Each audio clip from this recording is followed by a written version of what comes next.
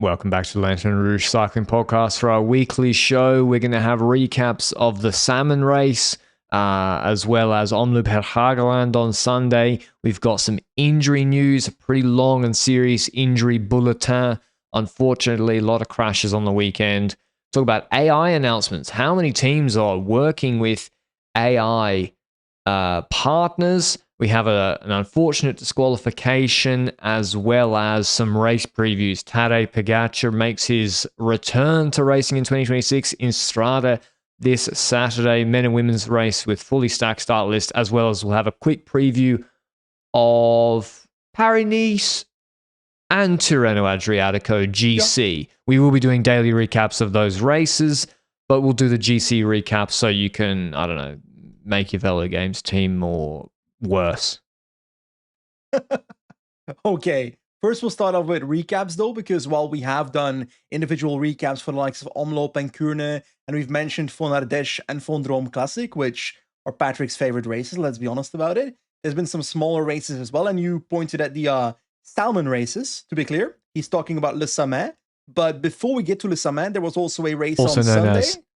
As sorry? Cut course. Cut course. Cut course. No, what did Dali call it when he had a mech?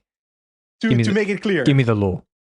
Cut course is a different race. You're talking about cut course, which is basically shit race in, I'd say, Dutch, Flemish. I don't know. It probably is in Dutch as well. Luke can probably confirm in chat, but yeah, that's what Arno de Leek called it during his participation in 2024.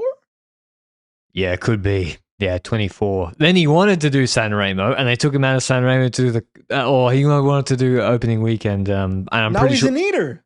I'm pretty sure Lotto sponsored the actual race. They sponsored the Belgian Cup. It was like when Aru called Colnago Strade Bianche. Fucking Shram. Yeah, or Mollema was Shram, yeah. Anyway, this episode is brought to you by Join Cycling. Did you say we have Giro de Sardegna? I haven't spoken about Giro di Sardegna. I wanted to talk about Omloop van het Hageland first. Okay, go on. Small race, women's calendar on the same day as Kuurne-Brussel-Kuurne, and it ended up in a bit of a 50 women's sprint, I would say. Sprint was won by Charlotte Kool ahead of Lara Gillespie, and that's the name we'll hear again once Patrick starts talking about the Samyn races. But do you want to talk about Sardinia first? Do you want to talk about the Samyn races, Rwanda? What do you feel, Patrick? Let's do Sardinia and Rwanda first, because Sardinia hasn't happened for like a best part of a decade. Last time Sagan on Liquigas was racing it back in the day. You know what? It looked like a good race for a Devo team, for a young World Tour team to get their own chances. I think. Pardon? Copy Bartali vibes? Yeah, but even better, I think. Like, the weather looked unbelievable. The roads looked pretty good. Yes, there was a corner with 25 meters to go in a sprint. My unpopular opinion is a 90-degree corner with 25 meters to go in a sprint. It's not that dangerous. Okay. But Patrick? A curve and a fluctuation of barriers and a chicane in the last 150 meters is more dangerous. I'm not sure I agree with you. I think they both have different dangers. You're more likely to have a deviation, I would say, in a curved corner, but you're more likely to have a dive bomb in a 90-degree corner.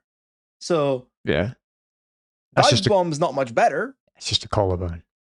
Okay. Tell that to Tim Wellens. True, but that was a very nasty crash. We'll get to the injury bulletin, but yeah, Sardinia. It was won by Filippo Zana, I believe. Yes, he won GC. He won a stage. The rookies, Davide Donati, who's now won 3 professional races. He won a stage of Wallonie last year. He won 2 stages in Sardinia, and yeah, Garofoli for Quickstep was second. Alessandro Ver, he's now on MBH Bank, he was on Arkea last year, was third. I thought it was a pretty nice race, and yeah, I think you'll see Dusan Rajovic, the GOAT, won one of the big group sprints. I think we'll see more teams doing that next year with their young riders. And we do see quite a few young riders on this list of riders in the GC. For example, like Jan Mikal Jakowiak, this Polish rider, is a rider that we've seen for the last 1.5, 2 years in like the junior rank step up to U23 now. Do you know more about this guy outside of the fact that he rode Sardinia? Nah, the Polish guy. Yeah, the Polish guy, Jakowiak. Yeah, just one of the top juniors. Okay. What kind of rider is he? Climber, I think. Jakowiak. 18 only. I leave the juniors to Vincent mostly, but to scout them. But he's just like literally one of the best. I thought he would go. Is he on Bahrain? Yes, he's on the Bahrain Dev team. Comes from the Cannibal. Yeah, he was on the Cannibal one. 19 team, which is basically the junior Dev team for Bahrain. Is that fair to say? Yeah. Which has produced actually quite a good flow of good riders. Anyway, he's one to look out for, definitely. Over in Rwanda, Quickstep attended as usual, and again, chance for young riders, young Devo riders. They won a stage with Henrique Bravo. He is a diminutive climber from Brazil, and he was a big talent. He's a really, really big talent. I'm really excited for Bravo. I mean, if we have him kicking off, we got Del Toro. It's just nice to have potential stars from different countries that being represented, and I hope he can kick on. That said, Rwanda is not as meaningful to me as his performance at Morvedre, for example, which was a race that we mentioned on this podcast maybe a month and a half ago. It was a climbing race in January where he was part of the, I would say, 10 best climbers on the road, and then ended up in a 18th position at the finish line, but that's mostly because people came back after the climb and were faster at the finish line. But that's something that will stick in my mind a bit more than Rwanda. There was also a pretty sad event in Rwanda where I think a vehicle within the caravan, the race caravan, so either a team car or a caravan vehicle, I don't know which specific car it was, ended up riding into spectators basically, and I think 2 people lost their lives and some others were heavily injured as a consequence. So can I be honest? I was kind of surprised the race continued after that day. Not only that, but just from what I could see, barely any coverage afterwards. Yeah. It was just like, it's like, it happened. Like, people got plowed into by a car in the caravan. So it didn't get much coverage. I guess we also didn't cover it contemporaneously, but... Well, we also don't cover the Tour de Rwanda on a daily basis. Yeah, but it's also because there was just not much information about it. So condolences to those people. It's very sad. We don't know what happened. There's no video that I know of. So it's hard to really say more. It's obviously... It doesn't surprise me. Honestly, when you watch a rally, when you see people that film rally events on their phone and post to Instagram where people that go watch them live, especially like the ones here in Spain, and they stand on corners, a lot of cycling race footage from fans looks like that. And cars have careened off the course before. And so, it's just dangerous. Yeah. Yep. The caravan. Anyway. Outside of that, the winner of the GC of that race was Moritz Kretschi, which is basically a young German rider, still roughly 22, 23, I think, on the team of NSN Dev team, so not on the World Tour team of NSN. I'll be completely honest, I don't know that much of this guy outside of the fact that he comes from the Radnet Oswald team, which was a continental German team that later combined together with Rembe and then became one team, I think, last year or the year before. But he has been part of the NSN structure for the last 3 years, and I assume that if he continues with the level that he showed at Rwanda, that he will probably have an option to step up in the future, but the rest of his results this year will need to be follow-ups from that, because 2025 was not exactly the biggest in the world, outside of 2 stage wins at Alpizère. What do you mean? If he'd be pro, he should be pro already. Like, I was looking at the last half of last year and I was like, meh, but then I scroll back down and it's like 2 stage wins at Alpizère, so... Yeah, so he's a decent rider. He's kind of like not a pure climber, but yeah, I'm surprised he's not pro, frankly. I think he's good enough to be professional. But I didn't catch much of the race, but it is, again, a good chance for young riders on the Devo team of their respective World Tour teams that attend to get their chance. I think Henok won a stage as well. And then we had Le Samyn Women, which was like a thinned out group, and UAE, who've looked very, very good this year, and Eleanor Baxter look quite good. She controlled the race. Lara Gillespie, they were very confident in the sprint. In a classic sort of slightly uphill sprint, if Vibers isn't there, Lara Gillespie is actually one of the best, and she showed that, winning, really, really easily. Question. In this case, we've got the race being called the Beobank Le Samyn. The men's race is called the Ename Le Samyn. I think Ename is a beer and cheese brand, while Beobank, I assume, is a bank.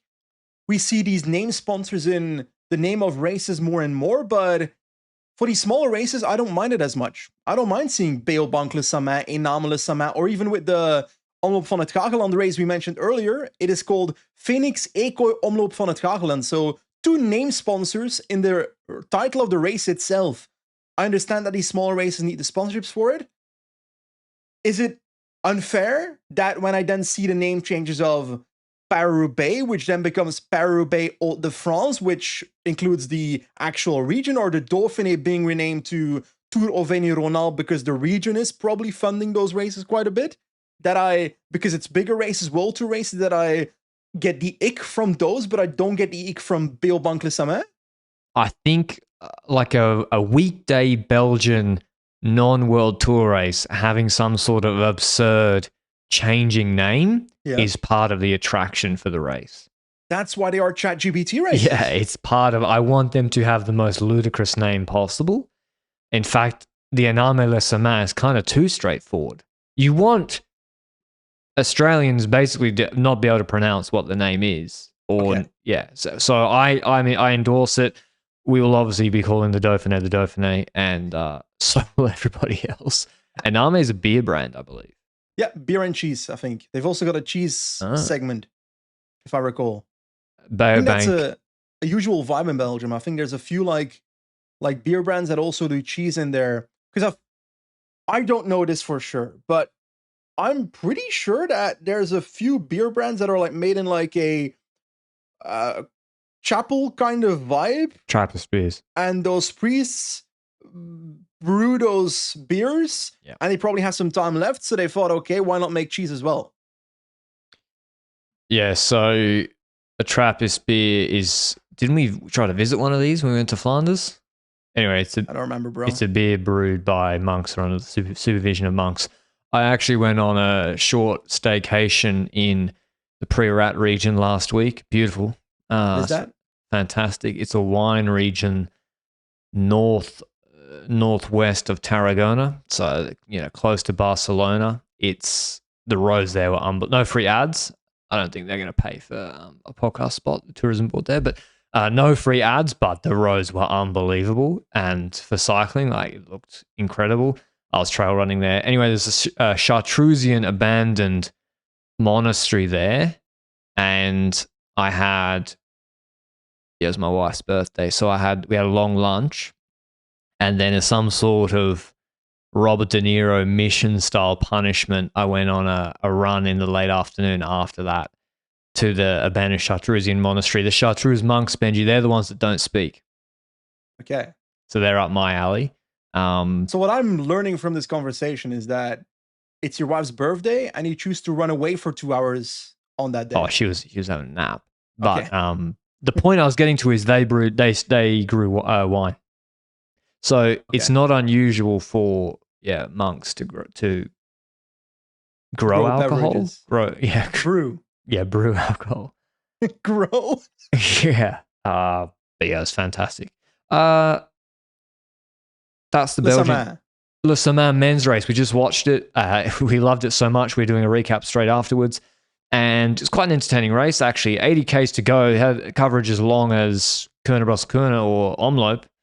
And it's being controlled. There's a cobble section. It's flat cobbles mostly. The finish is an uphill, non-cobbled sprint, about 3%, 2%. Hard sprint, chicane before it. There's a cobble section. There's frequent cobble sections. One's a bit uphill. Anyway, the Visma were very active. Despite Wout van Aert starting in the race, they create a split with Hageland and Matteo. Gianni Vermeersch is there, Benji. Yes. Alpecin missing Gianni Vermeersch already. I think that's fair to mention. He's been pretty strong in the last week, I'd say, but also when he's in, for example, a group ahead in the middle of the race, hypothetically, then what situation is he in, knowing that Mees and Van Poppel are behind and so forth? It's not like he then should go all out in a group of 18 either, you know? Yeah, but he's there, Alpecin were not, and it's like they're missing that. They missed him to fix Philipsen's position maybe in Kerner. So he's valuable. Or his cry as well. Yeah. I think don't underestimate the power of an experienced domestique. Maybe, should we credit him for all of Bora's success in the Classic so far? No. No? Okay. I don't think so. Like, today, sure, he played a role in the victory of, spoilers, Jordi Meus ending up winning the sprint at Samyn. I'm just going to say Le Samyn Classic at this point, but Samyn, because you keep calling it that. Anyway, Pete he wins the sprint with utter ease, and I would say he definitely played a role, but I also won't say that he was the all-defining factor that led Jordi Meus to the victory here either, although it was pretty close, because Ferdinand Hagenes was off the front for about 30 kilometers, 40 kilometers, pretty long, gap of 20 seconds for a lot of that, but in the end, it was a nail-biting final, as he was called by Alex Segaard, the Belgian Bullet. I know I just stole the nickname of Remco for it, but we're going with it. Wout van Aert with 2 mechanicals in 2 kilometers. Great stuff. Not at a good time. So on the last 9Ks of the race, Van Aert had a mechanical, but then he changed his bike with Pietro Matteo, who'd been in the peloton, and then maybe nursing a flat, and then Van Aert a kilometer later pointed to the rear wheel, changed his bike again from the car, but there's a barrage on because the second group had already been dropped. Like, there'd been a split in the peloton, so there was a big barrage on, and that was all she wrote for Van Aert. So it was all on Hagenes. Also, no Christophe Laporte sprint option for Visma. So basically, if Hagenes got caught, that was curtains for them. Bora were playing it cool. Van Poppel was mad at the rider who pulled off after the last cobble section. And at that point, it looked like Hagenes was winning. Yep. Because a Cofidis rider, maybe Hugo Page, jumps out of the peloton, doesn't quite get across to Hagenes, and it stops. He gets another 2 seconds. With a K to go, he's still got 6 seconds. But it's uphill, and Alex Segaard for Pogačar, yeah, he closed that gap. So Segaard's been active in Kerner in the final, and Samyn, he was active in Denain. Very hard for him to win himself. I think he needed to be in the group with Hagenes, go with Hagenes. That's how he can win a race. Or, for example, I'm looking at the final of today, and I see that I think there was a Cofidis rider that tried to bridge to Hagenes in the last 2 kilometers. We see Segaard closing the gap for his sprinter Matthias Pogačar, who, yes, he got 4th in Kuurne versus Kuurne, but I wouldn't start going for Pogačar on every single race. I'd still hedge my bets. So instead, I would have liked to see Alex Segaard try the Cofidis move. That rider that went and try to close Hagenes, because I reckon Segaard could do it while the Cofidis rider can't, because Segaard actually has an engine, you know? Well, he literally did close Hagenes. Yeah, but with a peloton on his wheel instead. Yeah, but if he goes solo, I mean, you're right. I think Hagenes may went a lap too early, but then, yeah, Luke was saying, yeah, but the peloton was coming close. That's why I was saying Gianni Vermeersch, he was there messing things up. And Gianni Vermeersch being in that group. Yeah, but Visma too, as in Wout and all the other yellow people in the group were blocking the group and when someone attacks, getting in their wheel, not relaying with them to make sure it all falls still. I don't think that group was getting caught so early. Yeah, fair. Because no one really wanted to chase it. Anyway, I thought it was quite an entertaining race, despite it finishing in a sprint. Bora have 10 wins this year. I don't think that counts. I don't think that counts Donati's wins. Oh, I thought you were about to say it doesn't count that I have 10 wins. I was like, well, why would it not count? But most of them don't. But yeah, one Walter win. You wait your time trial with Evenepoel. Alessandro Donati, not him. Alessandro Donati. You're combining. Now, Luke. Now tell me about the PCS search function. Why does it not preference active riders when you pump in a name? Because it's a shit search function. That's the idea. It's as simple as that. It's unbelievable, man. Question. Maybe I'm skipping a news moment here, but actually no, I'm not. We're not going to news yet. Do we have a segue into something here? Donati's wins don't count, which is, otherwise, actually, it was with the Devo team that he raced in Sardinia. But yeah, anyway, Bora have a good start. 10 wins, you'll take it. Luke just says it's not smart, so there you go. If you want 10 wins this year, then you should use... You got to use Join Cycling, make March count, level up with Skoda and Join. There's a challenge. We're at the start of March. Summer's coming. I wore shorts 3 days in a row last week, outside, in the mountains, right? Oh. Summer is coming. And if you finish the month with a higher Join level than you started with, you automatically enter a prize draw. The prize gets 3 VIP tickets, winner and 2 guests. Bring your wife and maybe second wife to 3 VIP tickets to the Team Visma Lisa Bike VIP Lounge at the Amstel Gold Race on Sunday, 19 April 2026. But yeah, how it works, join the Level Up with Skoda and Join group. It's in the Join app. So join that group. Just train. You don't have to do anything else. Just join the group, just train, and then Join itself takes a level snapshot at the end of the month. And if it was higher than on March 1, you're automatically entered. So, okay. Go and You're join. gonna have to beat us, though. Just saying. Well, I don't think it's like whoever gets the highest level change wins. Okay. It's a draw. Just a lottery kind of draw. Yeah, no, it's not. Otherwise, yeah, you'd start like, you'd try to detrain as much as possible if you knew this challenge was coming. I've been detraining great in the last one, so you start training like Dylan Van Baarle, and you're like, I changed 50 levels, I win. That's not how it works. It's a draw. I think it's a cool initiative, and check it out if you want to go to the Amstel Gold Race. And thanks to Join Cycling for supporting the show. Maybe Benji will be there as well. We'll see. But talking about the Amstel Gold Race, a rider that might actually make it for that is Tim Wellens. We'll talk about the medical bulletin now. Tim Wellens had a crash, of course, in Kuurne-Brussel-Kuurne and had a collarbone fracture as a consequence of that. Narvaez is also still out with a broken vertebrae from his crash in the Tour Down Under back in Australia in January. So that's 2 important factors for UAE. We mentioned this shortly on our Kuurne podcast, but I wanted to delve deeper into it on this weekly because it's an interesting topic. How does Wellens and Narvaez not being at Milano-San Remo, because that's what I assume right now, I believe that Wellens might be able to get there for the Spring Classics, which is the actual Cobble, RVV, and Roubaix, but we'll see. MSR, very likely not happening unless he has a miraculous recovery in the next week and a half, which is most likely not happening. So Narvaez and Wellens out of those races, Milano-San Remo especially. Does that bring the UAE strategy of launching Incipresa in trouble in the sense that they don't necessarily have the lead out that they had last year? Well, yes, it does. I mean, who's going to do it? Cosnefroy? But good luck getting him in position, which didn't work last year. I think Cosnefroy is looking sneaky good, by the way. But he can't climb. Wellens was a problem.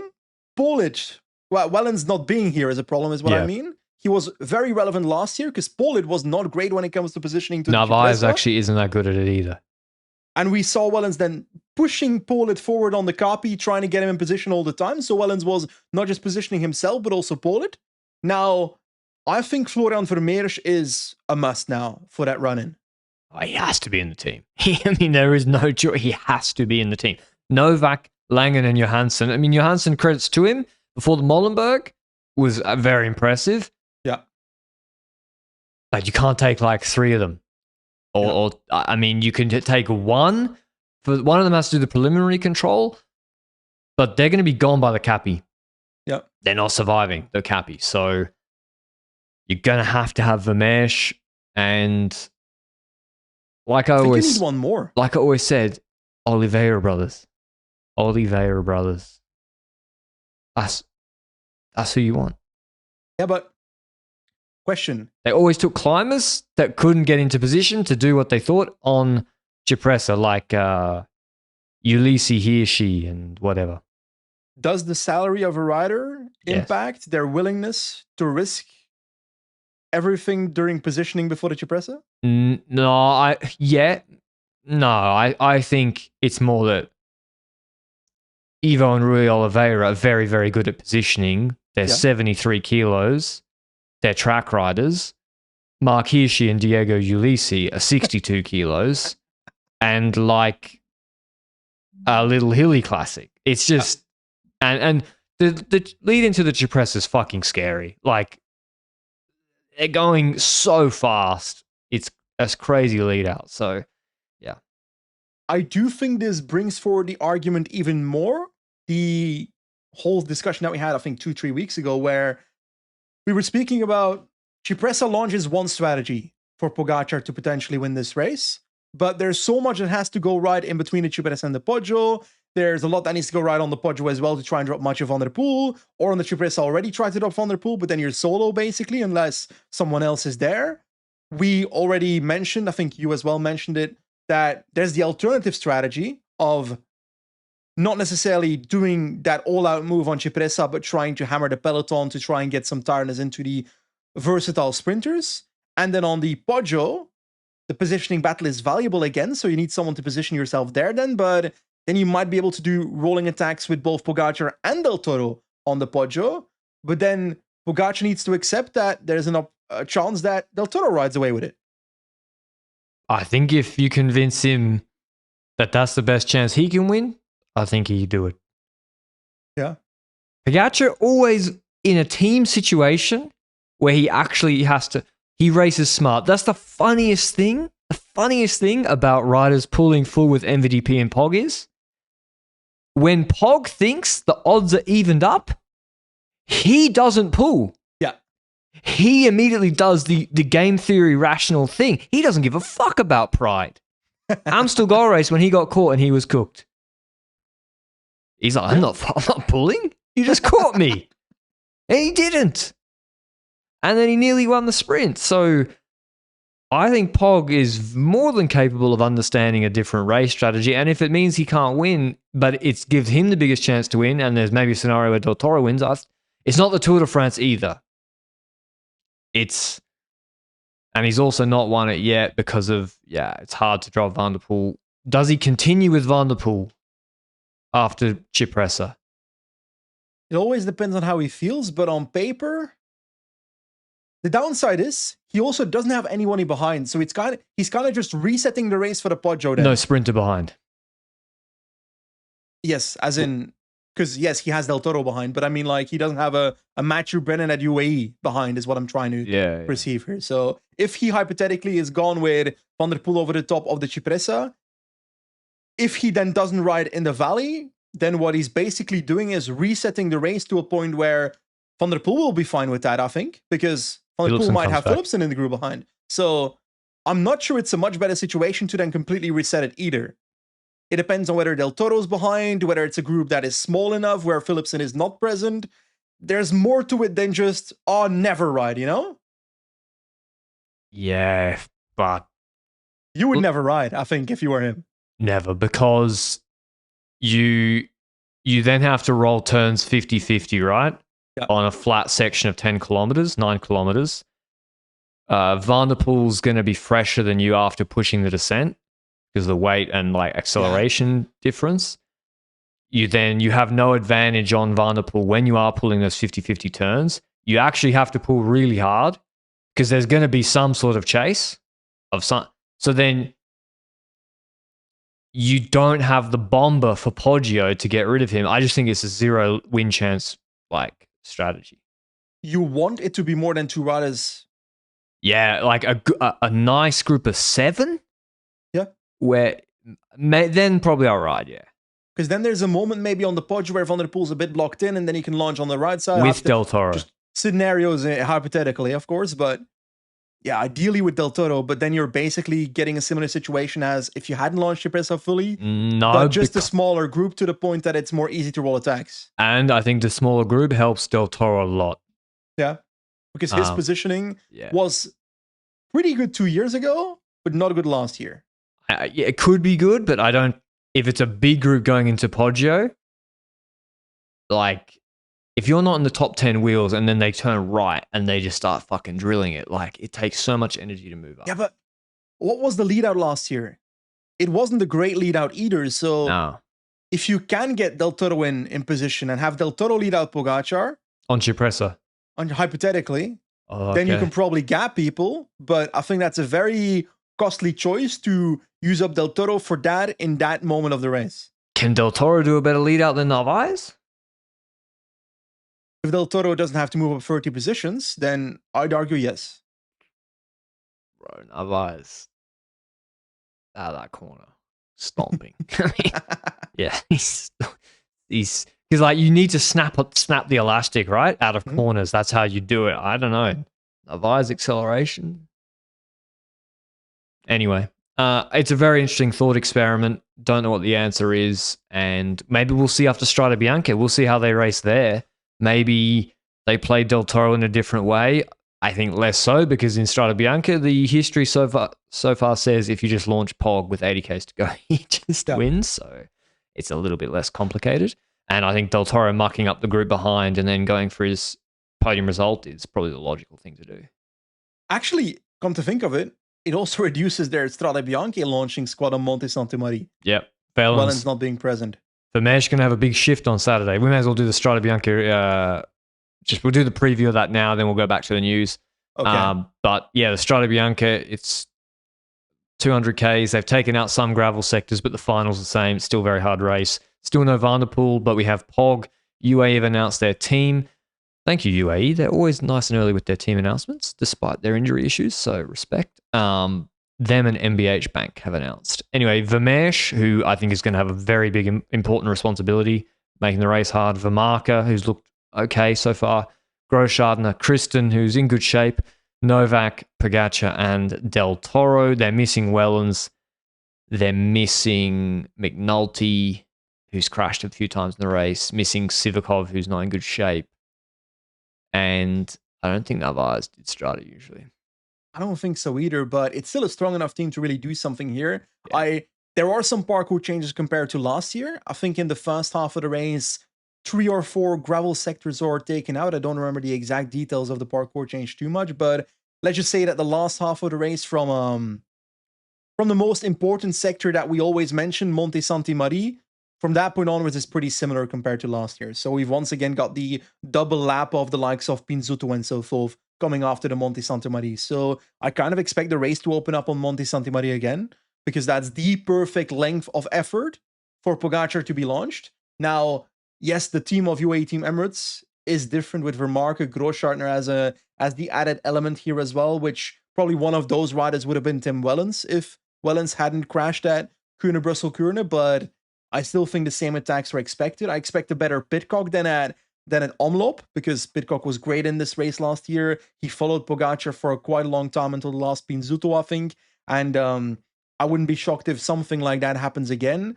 But I think UAE's strategy could just as well be launch Pogačar without Del Toro doing work. Or Kristen. For me, Kristen is domestique. You can't have 17 chefs in the kitchen, Patrick. Nah. Let him cook. No, but the problem with Jan Kristen in this race is that you don't want him in front of Pogačar at any point. Let him drop the wheel. I don't think they need him to do anything. I think they're going to use Novak to control, Vermeersch to start making the race hard, Großschartner will be there, and then Kevin Vermarke will do the 1 minute lead out, and that's all you need. The odds of all 4 making it to Monte Santo Maria without mechanicals, without crashes, to me is unlikely. And that's why I'm not sure that order will work out. I think Jan Kristen I'm giving him a free roll this Saturday. I am. He's giving himself a free roll, Patrick. I've given him a free roll. And Pogačar wants to win, then drop him. I think this is a requirement where Pogačar is present in the race. This is where Kristen needs to prove himself that if Pogačar's present, he can actually fucking work for him. He did in Flash last year. Yeah, well, he nearly crashed him in the descent. That's not his fault. Yes, it is. It's his inability to ride a bicycle. I can't believe they sent him to high-end and they're sending him to Strade. It's a terrible idea. I cannot believe it. Like, I think you keep Del Toro as backup after Monte Santa Maria, or even move with the move and just go into the move with both of them and just do a duo for 100 kilometers. Who else? McNulty, they don't want to raise. Arrieta. Seixas? I would have put Arrieta in this team. He was good in high end. Choice. Yeah. Does the job. Cosnefroy? Cosnefroy looking sneaky good, I'm telling you. What do we expect from Paul Seixas, who is on the temporary start list and is expected to be here on paper?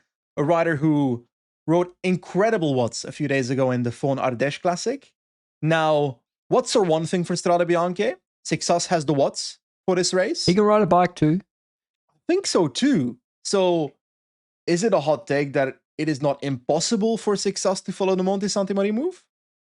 I think he wins. I'm not laughing at you for the thing, I just like it. Pogačar's not going to drop him on Monte Santa Maria. And then Pogačar's going to... If something outside of the normal race situation happens that he doesn't expect, he crashes himself. So that's what he did with Pidcock last year. He didn't expect someone to follow him, so he crashed himself, pushing. And he did. He did. Correlation versus causation. No. He crashes himself when he gets nervous. And I think... No, what do you mean? Yes, that's exactly what do you mean. When he is actually, because normally, yeah, it's easier not to crash when you do every race and win at zone 2 heart rate and you're under control. But then when you're pushing, the handling mistake. I wanted to bring it up because it really fit your point. Yeah. Seixas, yeah, he's in good shape, good bike handler. His descent, did you see the KOM he set on the Saint Romain de l'Herbe descent after doing a 670 ASLP attack? Crazy. And he's also not a 50 kg guy, so it's like, he also has the engine, I think like low 60s in terms of kilos. But he's snappy, beautiful lines. Yeah. So I think Seixas got a good chance, yeah. I mean, if Pidcock can follow... Which is crazy to say, by the way. Is Pidcock really a stronger 7-minute climber than Seixas right now? No, but we've seen Pidcock be able to follow until Pinzuto, so that gives some kind of historical evidence in Strade Bianche itself. Yeah. I don't remember much of Seixas on gravel, but I expect him to be good at it. I've barely seen him race televised because he's a child. But you were there in person, right? Pogačar's obviously the favorite, but it is very exciting that there's another rider who gives hope. Maybe, hope is, can be crushed quite quickly. So Pogačar might make a statement. So on Saturday as well, but it's exciting that Seixas is going. Who else is a contender? Del Toro? Yep. I actually think there's a also realistic chance that Del Toro wins. But with Pog at the start line, that makes it feel unlikely, Yeah, because if Seixas follows Pog, he'll relay with him. Yeah.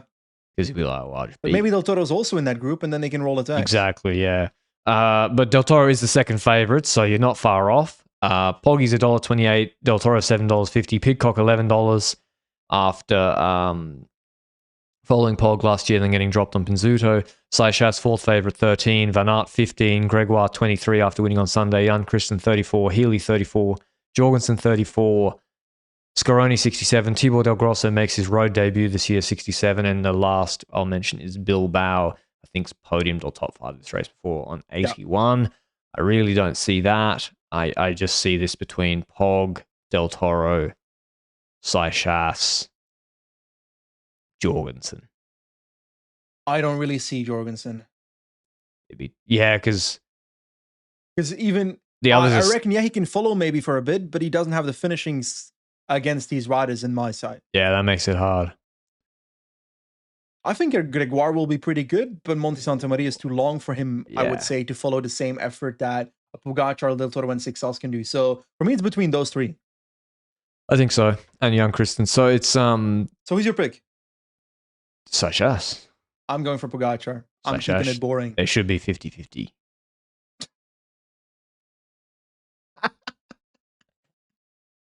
Imagine. But like if he does win it, and not because Pog had bad luck. To be clear, there is a realistic chance Paul Seixas wins this race. Oh, let's not go. It's not 50-50. Let's not go overboard now. How? What do you mean how? Yeah. I was doing Drop everybody 8.4 watt per kilo for 5 minutes. Jesus, that's pretty good.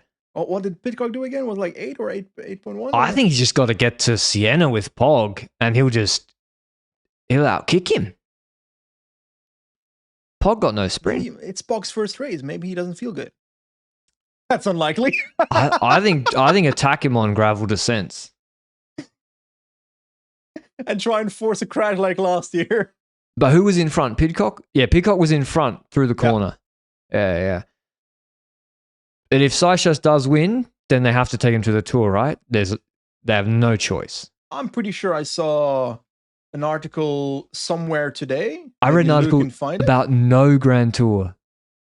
I read about possibly no Grand Tour, and I went, that's not allowed. That's not happening. He's going to the Tour. You think? Like what level of confidence? I swear I read something somewhere today that said Tour and not Vuelta.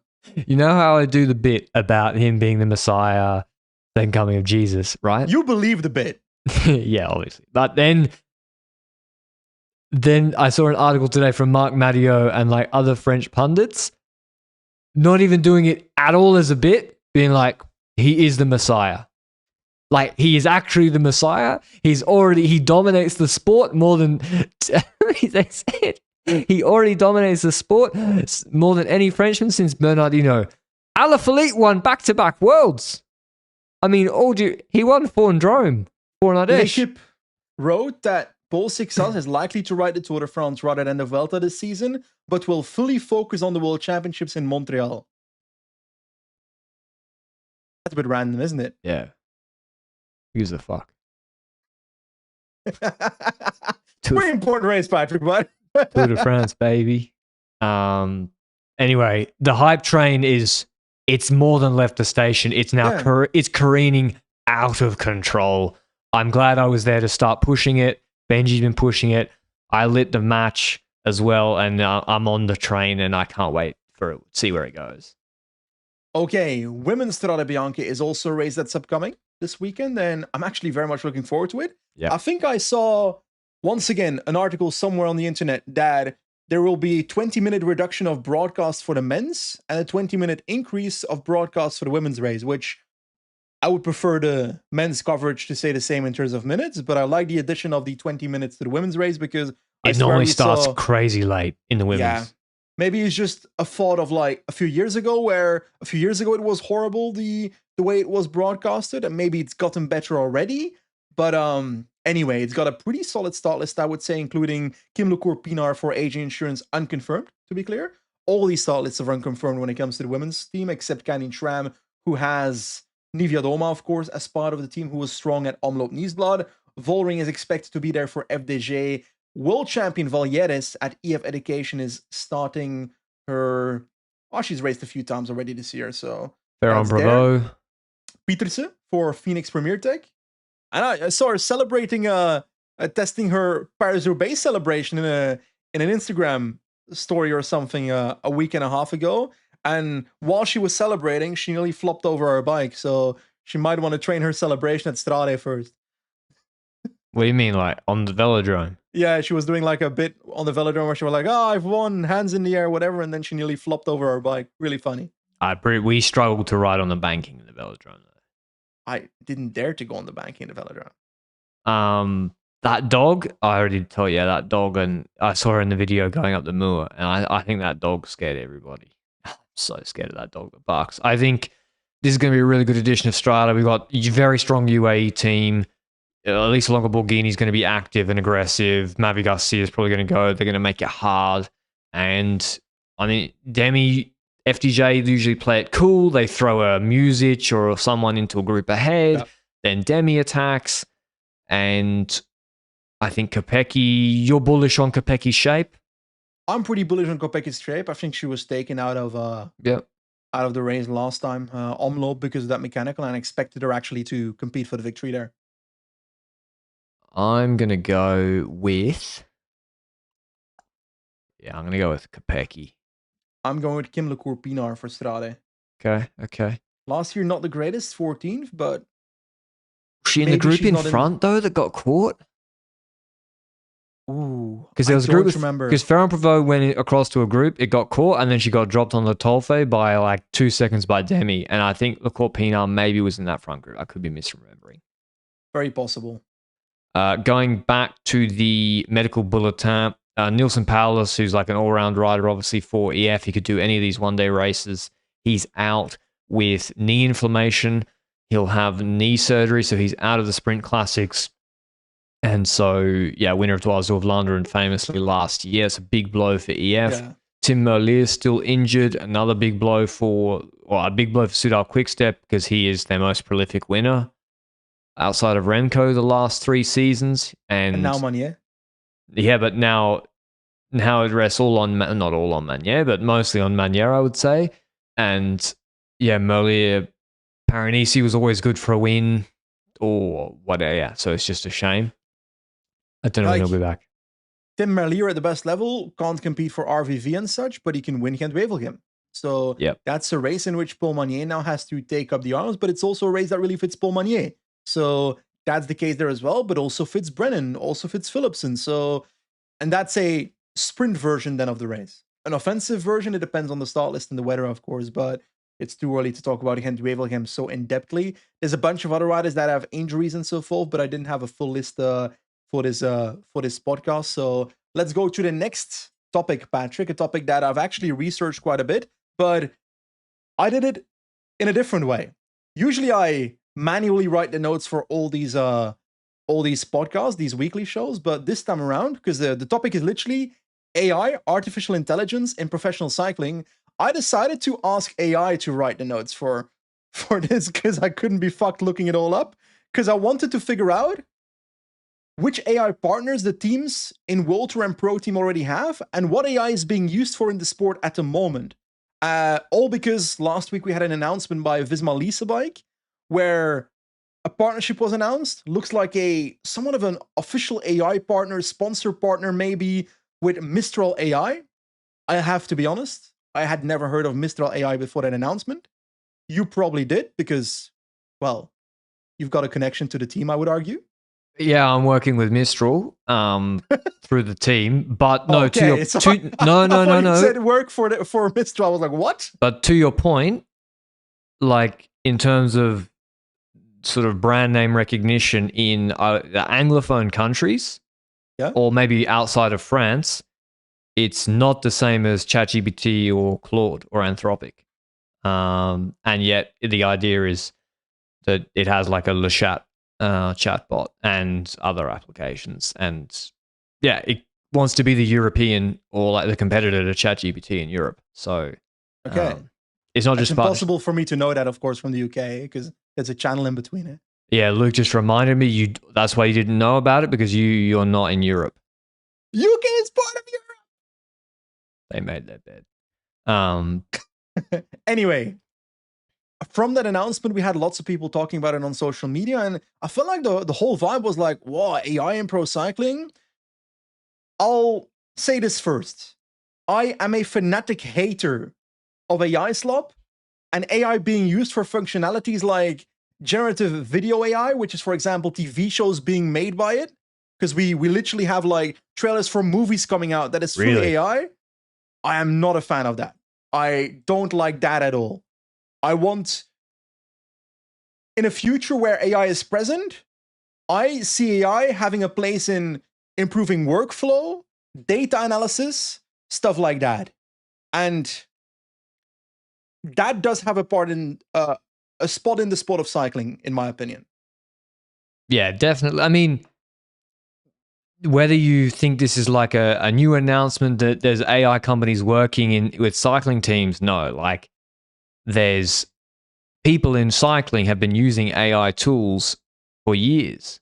Whether maybe more in the data space, and now more and more people can see how they can use it in their daily work. So, but you did up a list, Benji, that's pretty exhaustive. That over half the World Tour teams have some sort of, this is just official AI or data partners. Well, first of all, this list was made by AI, so it's likely to be 20% incorrect. But for a whole view, UAE Team Emirates, for example, works with G42 and Analog. Those are two partners. I think G42 is the actual AI partner, and then Analog is more the neural network data provider. But they created like a UAE one. What do you mean a UAE one? Like they're creating their own LLM owned by the UAE Sovereign Wealth Fund as one of their investment vehicles. Yeah. Or they buy a business that then moves to UAE that then builds it up there. That's how I usually see that. Now, we've also seen UAE work with that generative AI to make a helmet design. That's where it becomes AI slop for me. That should not be in the sport. Nah, nah. Machin's AI team graphics on his Instagram, that's the best stuff, man. That is the worst part about Machin. No, it's the best. The Instagram team, when he's like the AI figure in the middle, like, that's the best. I disagree with you vehemently, Patrick, vehemently. Now, what UAE does use AI for, from my perspective, is nutrition, AI coaching, all stuff like that, maybe pacing plans. Because Malisa Bank now has Mistral AI as a tech partner, is how I'd classify it, but they also work with the Food Coach app. I don't know much about that app. I don't know how involved AI is in that part. I tried the app once. I'll be honest about it. It was hard to use for a person that is not an elite pro cyclist or an elite athlete. So from that perspective, it was a bit of a struggle for me. Then Red Bull Bora Hansgrohe works with the Red Bull Performance Center. It would be shocking to me if they don't use any AI within that setup, because I would expect that to be a relatively modern setup, but there's no external AI sponsor from what I could find necessarily within Red Bull Bora Hansgrohe. But Trek does have an AI partner, which is ServiceNow. Is that what that is? Apparently, so that's the new lime green company on the jersey. I think so. And then there's Vecta, which I think is used by a lot of teams, actually, quite not just Trek. Also, Decathlon, Jayco, Groupama FDJ, the women's team, so FDJ Suez, Alpecin. and Total Energy. What, sorry? Alpecin, I think, as well. Okay, so that's 6 teams that use that service as kind of like a coaching platform, it seems to be. Yep. Ineos has a cloud AI provider, which is AWS, so Amazon Web Services. I don't know if that's an actual provider as in sponsor or whether it's just something they use to analyze their data upon, because that's a more generalized term. I think half the websites on the internet use AWS, so I don't know how to perceive that too much. But half of these teams, just like Ineos, have a university that then work with them on data analysis and so forth. My point is the following, Patrick. Half of World Tour already uses AI. It is part of our sport. And it shouldn't be a surprise that these announcements come more and more. Well, especially as, unlike maybe a partner or sponsor who they can't directly help you win. The reality is, companies like Mistral, like multi-billion-dollar investments or market cap in these companies and other ones, they have very smart data people in their companies that if you can, which is also part of the deal with Mistral, if you can leverage that expertise, because also like cycling teams are not 100 million pound massive businesses. If you can have like data engineers from these companies help you actually leverage AI properly, instead of, like you say, generating graphics that you say don't recommend me on Twitter. If you can actually use it for performance advantage, then it's something teams have to go for. Which areas are we looking at then? We already mentioned like training strategies, nutrition, pacing, nutrition. For the people that don't understand how AI can apply to that, is that then, for example, machine learning, where it looks at a lot of data, and because it has learned how their pacing plans work, it can now do it the same way a human did? Or how do I perceive that? Well, like, to understand the scale of data, maybe it's not F1. Every single file from every rider has second-by-second data from their various things, and they have inputs from temperature, altitude, power, heart rate. You can have ventilation. You can have whatever, speed, second by second. So the amount of data points you have across all the riders, the whole season, is billions. Now, I'm not a data engineer. Did fucking entry level. That's doing myself a disservice. So I was pretty good at econometrics, but the point is, to leverage that properly in that data, you need actually AI tools, machine learning, and it's quite easy to get aggregate data. So on average, if you give this, change this, or do this, you will get X result on average across your cohort of riders historically. But what if every rider is different? What if a pacing plan based on conventional understanding of or a nutrition plan? Or a nutrition plan, yeah. What if there's something actually you could find from the historical data on an individual rider basis that they perform better in the past when they actually did X or Y, this rider, not the cohort. So anyway, it's a lot of there's a lot of stuff, different stuff to look at. So anyway, Filippo D'Aiuto has been disqualified at Memorial Polese. It's a national level Italian race for elite and U23 riders. It's a UCI race. Before the race, apparently, D'Aiuto started with UCI compliant handlebars, lest anybody crash. Unfortunately, despite having those UCI compliant handlebars, he did crash, which I'm surprised to hear. Yep. And then those handlebars were put into an illegal angle, or the shifters on the handlebars rather. And after the race, after the crash, he attacked and won a 60-kilometer solo. So, obviously in good shape. Then after the race, the jury disqualified him from breaking the handlebar rules due to the crash. So basically, he crashes during the race. That crash changes his bike from a UCI compliant bicycle. No, I don't. His handlebars can't have been compliant in the first place. It's the brake levers. No, but they can't have been compliant in the first place before the crash. What do you mean? The angle of your brake lever can change to the point that it's a disallowed angle? Yeah, but it can't have been compliant. In what way? Well, how did he crash then? What are you trying to say? That it's his handlebars causing the crash? Well, yeah, I mean, that's why the rule's there, right? No. If the handlebars are compliant, then no one will. Then crashes won't happen anymore because it's a good UCI thinks. Because it's a good rule. So I don't think they mustn't have been compliant pre-crash.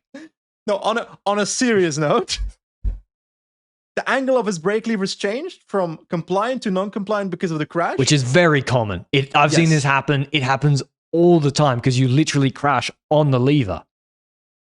And he got disqualified after the race for that reason after a 60-kilometer solo victory. That is an insane decision to me. Poor guy. Yeah. For me, he's the real winner of this race. I would say so.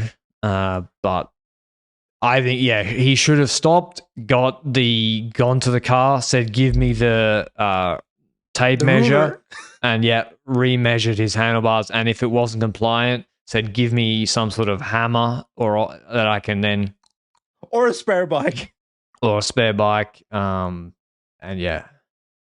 But hey, when Stefan Kung fell on his head during that World Champs time trial a couple of years ago with the blood pouring down his face and the helmet being bashed in like crazy, UCI had no problem with him finishing it. Did he not get DSQ'd? No, when his helmet was... He finished with a completely broken helmet and blood all over his face. But nobody decided to force him to put a different helmet on. Yeah. I mean, to be honest, it just sometimes you just get a commissaire that, that was on one. So anyway, poor guy. Paris. Yes? You can go. You feel eager. Paris coming up this Sunday. Remember, it starts on Sunday. Tirreno-Adriatico starts on Monday. Both end Sunday week. We have very strong start lists, I would say, at both races. Paris-Nice, we will start with first. Vingegaard has announced that he is beginning his season at this race. We have also Ayuso here with Skelmoser. Skelmoser was decent on the weekend at Ardèche. Ayuso obviously was more than decent, winning Algarve and a stage. So I think Trek have got quite a strong team, and also they were very, very good in the TTT historically. Also, Almeida, who is, he was on a stage here last year, was very good. Only, Vauquelin, Carlos Rodriguez, who are in decent shape, Danny Martinez, and they're the main GC guys for now. Honestly, if I look at the parcours of this race, then it's not the craziest race. A couple of hill stages in there. There's a team time trial. That's an important stage on day 4. Is that correct? No. Day 3 is a team time trial. Yeah. 24 kilometers in total. That's going to be the element that will make significant changes after the third stage, of course. But then we go further, and I look at stage 7, Patrick, Nice to Oran, 7.4 kilometers, 7%. I don't expect big changes here. I think this is a sprint between GC favorites. It's a Loge de Garde, unless there's Poggy, and then generally there's not big gaps. Last year, Loge de Garde was a sprint. Almeida came past Vingegaard in the last 75 meters. So, that doesn't look like big gaps. Normally in Paris-Nice, it's like the punchy stages can have a bit more play in them. What happened, Patrick? What happened to stage 8?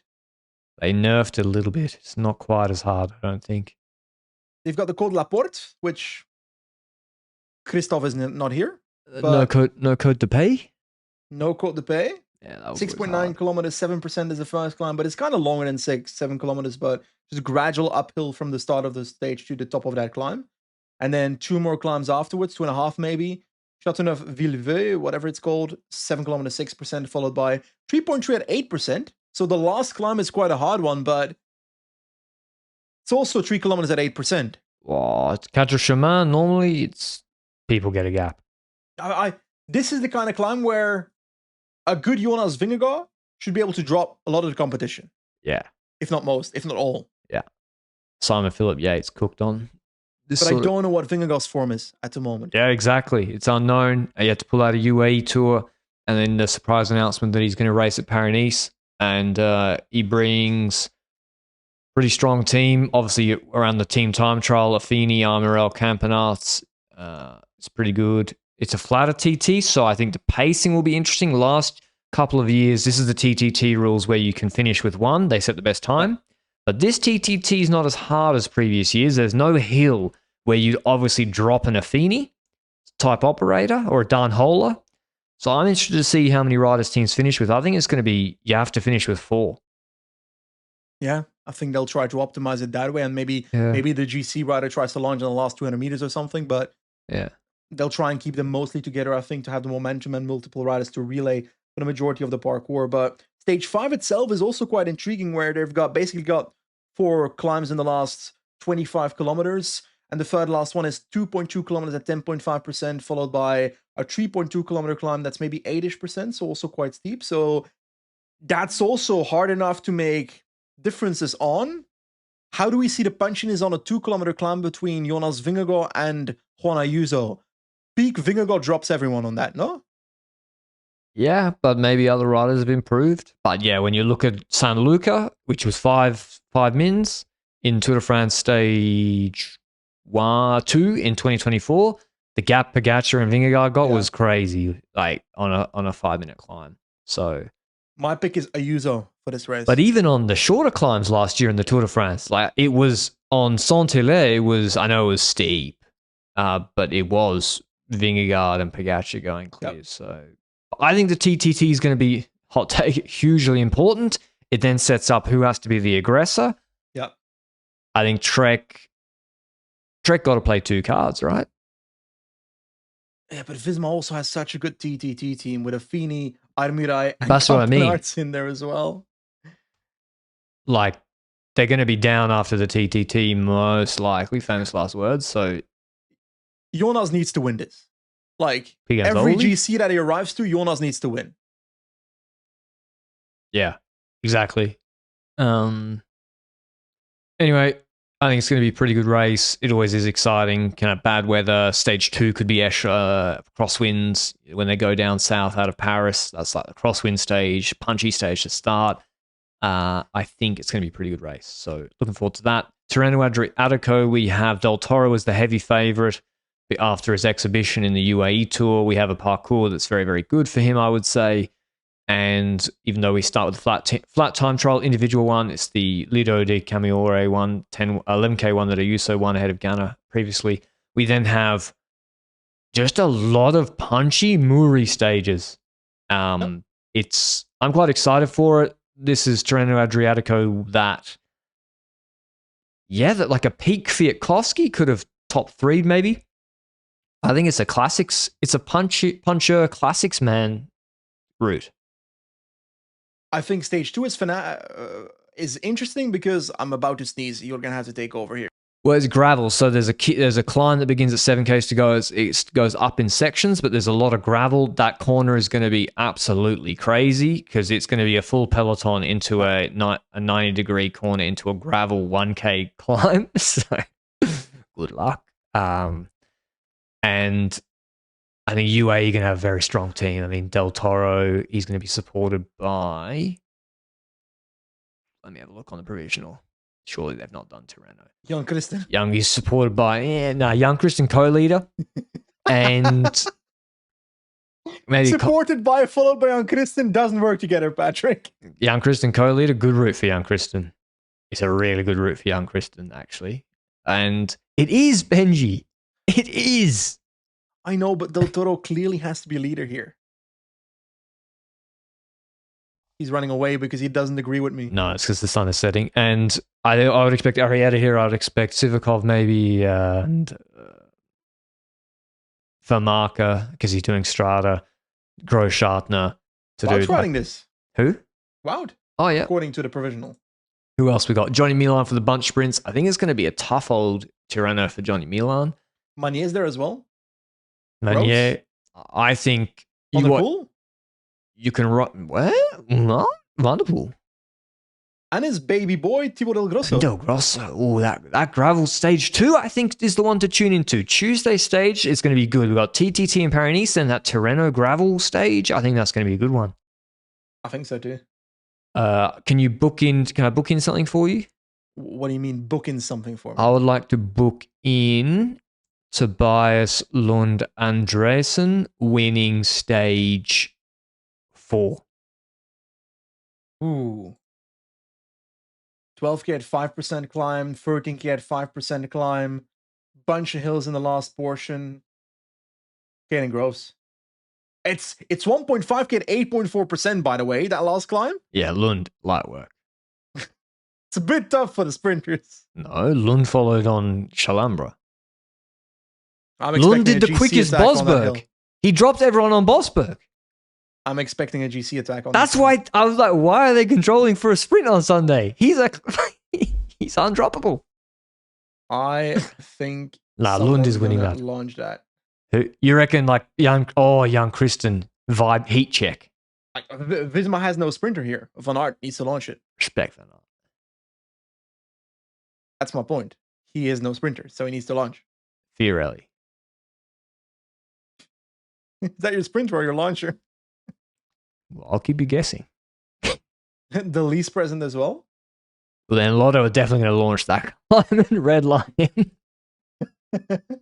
I think Tirreno's going to be really good. We've got a lot of the classics guys. Van der Poel's going to launch that climb. Nah, he ain't like that. Or is he leading out Groves in your eyes? He ain't like that.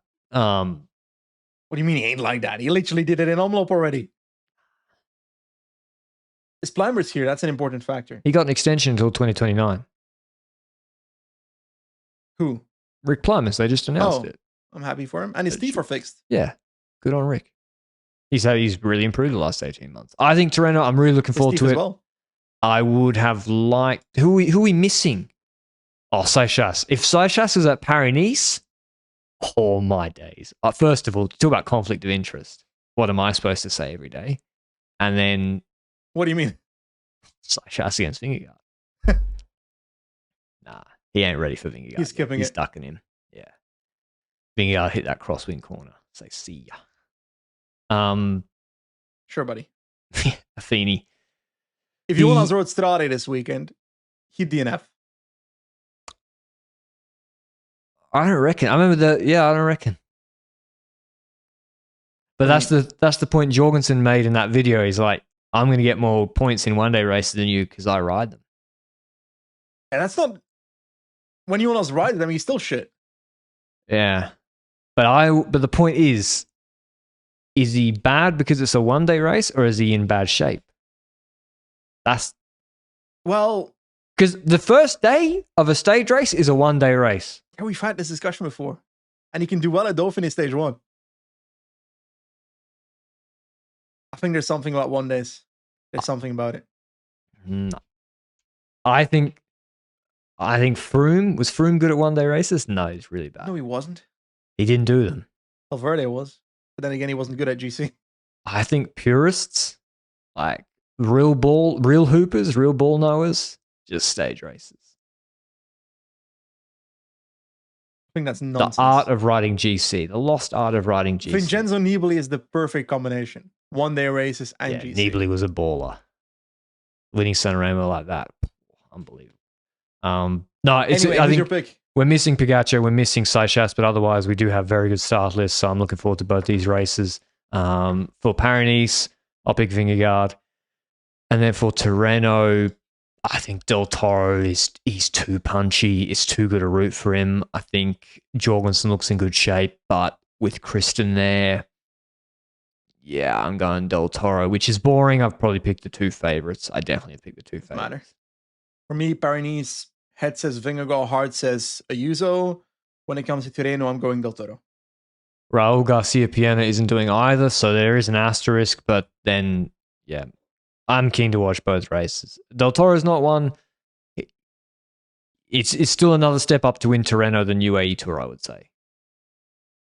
How it's hard a bigger is the race. Final of Tirreno, the harder stages. There's two Muri stages that have like 4.5 or 4,000 meters altitude gain, 5 and 6, and only Van der Poel cared. Nah, he ain't. No. He won't. One of them finishes Van on der Poel, if he cares. One of them's a 3K 9% climb. He can't follow Del Toro on that. Do you remember Muro di Sormano 2020? No, mate. 2020, they were fucking pushing 5.5 watts per kilo for 10 minutes. It's like to be clear, I don't believe it either. But trying to make no. I think Van der Poel can top 10 GC in this race 100%. But he doesn't go care. Well, why would he?